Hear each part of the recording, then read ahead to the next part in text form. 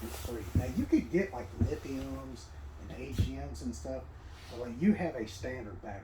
So that means you need to pop those caps off and be looking good. It's not distilled water, just like the old school batteries. That distilled water is being You shipped. familiar with that stuff? That's City boy? in the pickup truck. Mm-hmm. Well, even in the city, we had to do that to our batteries. Yeah, so there's a lot of young people though. They never ever looked at a battery that they had to do anything I'm a with. chick. I never did it. Yeah. Either way, I mean, most chicks haven't. My daughters did just because I did. So made them do it. So you need to be popping those caps. Looking, the worst time is dead of summer, the heat will get you, and dead of winter. I mean, you should be checking them all the time. And kind of like your tires, air pressure. That's pretty much it. So on the Wi-Fi, how much does it cost normal? I'm not Wi-Fi. On the solar, how much would it cost since it's wired to accept solar? How much does it cost to put a solar system on this thing? I would have to look. Do you know? You've got. I mean, there's all kinds of different parts. If you had to ballpark it, $1,000, $2,000. I mean, it depends on the wiring. Yours is pretty. It's right there. So the panel. I'm not sure what the panels cost. The ones we've been doing are not like this. It's one-off stuff where a guy's like, "Hey, I'm going to the coast," and we put multiple panels, and we had to drill wire in. I mean, it was not made for it. So we was having to pull off wall panels and go through, and it was more than $1,000. Yeah. But that's a lot of labor. Yours is pre-wired, so it would be cheaper. I just don't know the price of that monitor panel. I'm thinking. Well, it sounds like if $200 or $300 for that. Same thing for up there, and then you still got, I'm gonna say, a few hours of labor, and that's gonna depend too who does it. Like for me, I'm $163.90 an hour. There's some places, we're pretty cheap. You may find somebody that's cheaper out there, or a guy who, like a mobile guy or somebody that does it. Yeah. It just kind of depends on who's doing it. That just kind of helps me understand what to expect. Yeah, it's. I'm just trying to understand the biggest advantage. If we're driving down the road, it's just like if you lose power at home. But like he said, the guy was going to the coast for the summer. Yeah. Yeah, okay. So He wanted to recharge his battery all the time and not have to pick up and move or turn his truck on. Yeah, and he's out there for a long time, so he's dumping a lot of money. But if you're plugged into at a campground, it's charging those batteries. Yeah, being on the coast, a lot of times when you're on the beach, there's not a campground.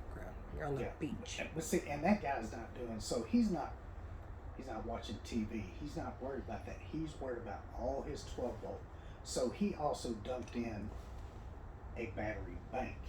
He's got extra batteries wired in. He's got. I mean, he's spending a lot of money, but that's his lifestyle. Of I'm going to the coast. I'm not talking to anybody. I just need my 12-volt stuff, and I'm cooking off of gas. So his 110 never even occurred to him. He did not care about it. I mean, so you really got to figure out what are you going for, you know. And I hate. Don't get me wrong. I want your money and I'll take your money, but I want you to know why you're doing it before we do that. Because I can sell you stuff left and right and tell you everything. I can put 6 panels on top and da da da da. Yeah, but why would I do? I'm not going to do that. Yeah. I mean, well, and the reason I'm asking is to evaluate if it's something that we necessarily need. So I think we'll probably just see where we are in months to come. There you go. Do that. And you may go, you know what, we don't need solar.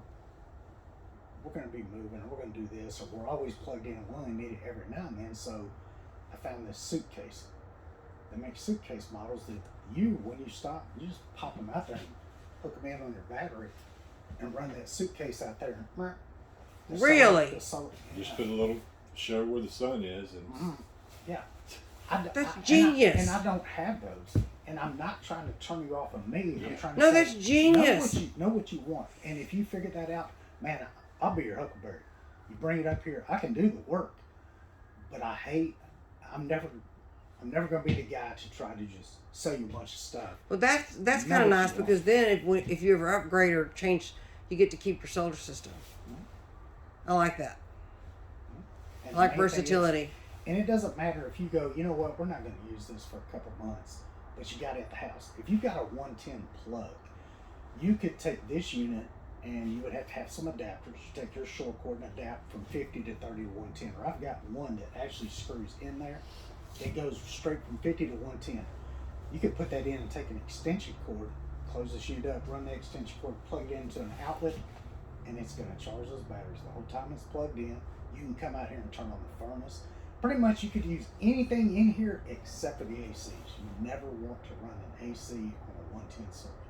Startup amperage is too big. But I mean, with that one adapter, you can do everything you want. What do you think about How much are those adapters? That one, I'm going to say that one's probably about $40. We want one of But I those. really don't. I'll have to look. Now, sometimes I can get you cheaper by going, you've got your 50 amp cord. A 50 to 30 adapters, where that comes in is, let's say we call Ray Roberts and go, hey, I want to go camping this weekend. They go, man, all my 50 amp slots are full. I can get you into a 30 amp slot. Okay. Now I can still go camp there. I can only just use one AC at a time. You can't use two ACs. But you can still go camp and enjoy yourself. Then I have another adapter.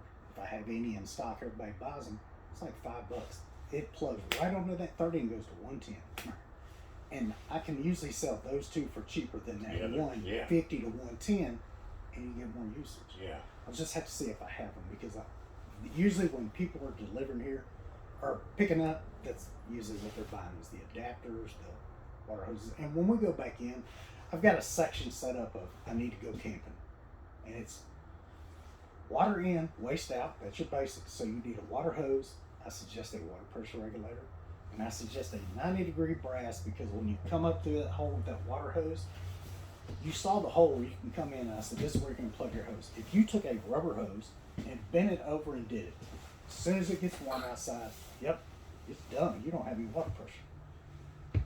So you put a brass 90 on, and that water hose comes in and goes straight up. It can't close on itself. A water pressure regulator, all that's doing is regulating your water pressure to about 45 psi.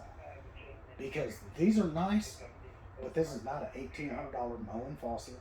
We both know that. So you don't want to go to Arkansas somewhere where some dude did the water and you hit this thing with 150 psi. It is not made to handle that high water pressure. So a water pressure regulator just keeps you at 45 psi, which is a very safe, and it is enough to run everything here. Just a safety. How does that hooked up? It just screws on the end hose. And I'll show it to you. It'll make more sense.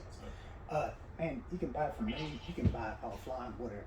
I'm going to give you a $50 gift card so you can use that to go. But you do realize you need to get water in and waste out. Yeah. That's your main thing. So at a minimum, you need a water hose and a service.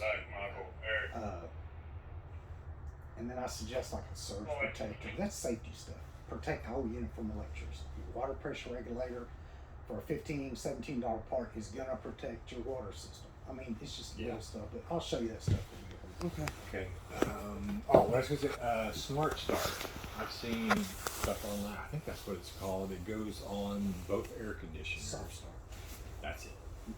I have not put one in on. Nick may know more about that, the soft start systems. I've never done one. Seemed like it's a good idea. Maybe Nick can give us thoughts, and it's not a big surge once they kick up their compressor. Yeah, I guess it just kind of. Yeah, I'm not real sure how they work. Yeah. Nick will know more than me. I just don't. I'm not versed. I'm not gonna blow smoke, man. In the 6 years, I've never put one. I have heard of it and people doing it. I've just never really messed with it. Okay. We can hit Nick up for Yeah, some one too. Because also it was say gas when you're working with off of the generator, because it's not boom sucking big jump. gas. When we go into parts, I'll get on the radio and holler at Nick, All and right. he can answer those questions on soft start. All right. Okay. All right. So we all bueno? We're good. All right. We have main pipes.